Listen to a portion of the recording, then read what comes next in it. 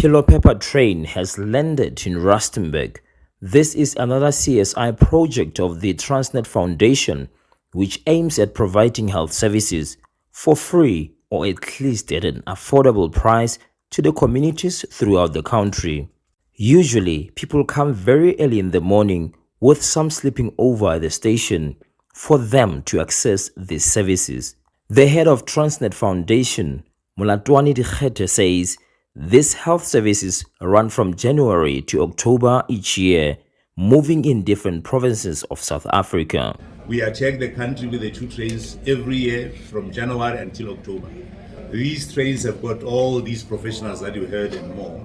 They stay on the train for all those months, January up to October, providing health services you're talking about general health, you're talking psychology, dentistry, optometry, etc. Dikgete says they reach up to 50 kilometers distance through their mobile outreach. About 40-50 kilometers radius, that's the radius that we cover. For those who cannot make it here, we have our cars that we use that are fully equipped as well to go and try and provide the services that you would have gotten if you made it to the train. The Northwest Department of Health MEC Madoda Sambata welcomes Phelophepa training to Rusternburg railway station.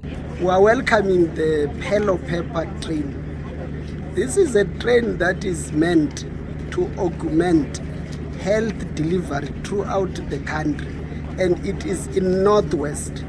This train is an intervention by Transnet Foundation, which we want to appreciate as health, that it covers elements and patients that health would have not covered at that particular time.